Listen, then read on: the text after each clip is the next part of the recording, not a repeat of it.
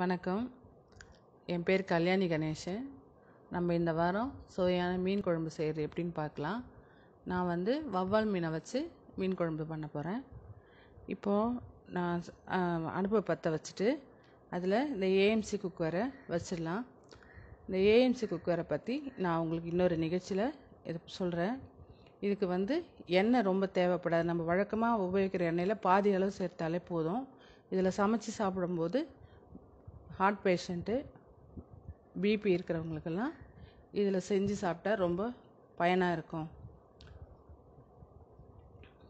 இப்போ ஒரு குழிக்கரண்டி எண்ணெயை விட்டுக்கலாம். எண்ணெய் காஞ்சிடுச்சு. கடுகு ஒரு டீஸ்பூன் கடுகு சேர்த்துக்கலாம்.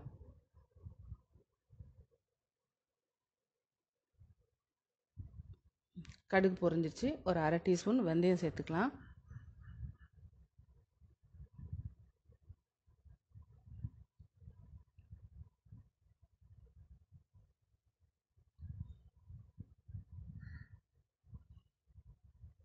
வெங்காயம் கருவேப்பிலையை சேர்த்து ஒரு 2 நிமிஷம் வதக்கி விட்டுக்கலாம்.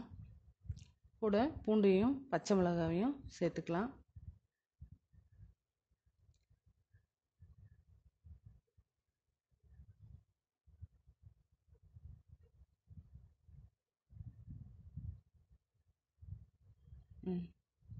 வதங்கிடுச்சு. தக்காளி சேர்த்துக்கலாம். ஒரு மீடியமான சைஸ் தக்காளி.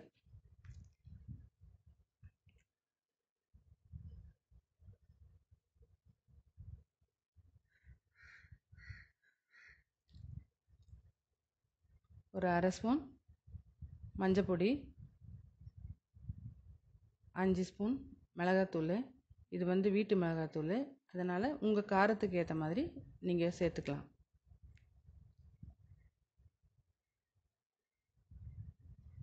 வதக்கி நல்லா எண்ணெயில் சேர்ந்து வர மாதிரி எல்லாத்தையும் ஒரு வாட்டி வதக்கி விட்டுடுங்க. இப்போ உப்பு உங்கள் தேவைக்கு ஏற்ப போட்டுக்குங்க. மீடியம் சைஸ் எலுமிச்சம்பழம் 2 அளவுக்கு நான் புளி எடுத்து வச்சுருக்கேன். அதை கரைச்சி நல்லா வடிகட்டிட்டு 3/4 லிட்டர் தண்ணி ஊற்றி நல்லா கரைச்சி வடிகட்டிட்டு அந்த புளி தண்ணியை வதக்கியிருக்க மசாலாவில் ஊற்றிடுங்க. கலக்கி விட்டுட்டு கொதிக்க ஆரம்பிச்சிடுச்சு. எண்ணெய் கொதித்து வந்துடுச்சு. உங்களுக்கு எண்ணெய் தனியாக பிரிஞ்சு வந்துடுச்சு பாருங்கள். இதுதான் நம்ம மீன் போட வேண்டிய நேரம். இப்போ நம்ம எடுத்து வச்சுருக்க மீனை பக்கத்தில் ஒன்று மேலே ஒன்று ஒட்டாமல் இடம் விட்டு போட்டுடணும்.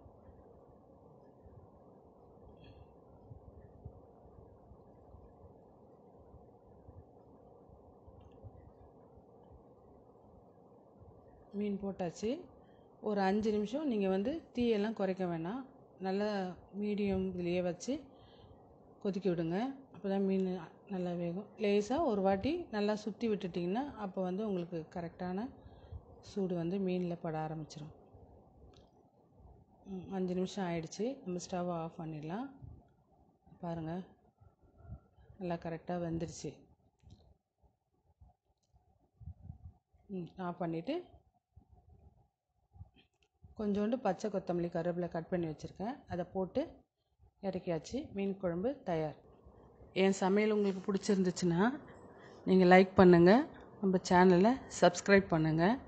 உங்கள் ஃபேமிலி அண்ட் ஃப்ரெண்ட்ஸுங்களுக்கு நீங்கள் இதை ஷேர் பண்ணுங்கள். நன்றி, வணக்கம்.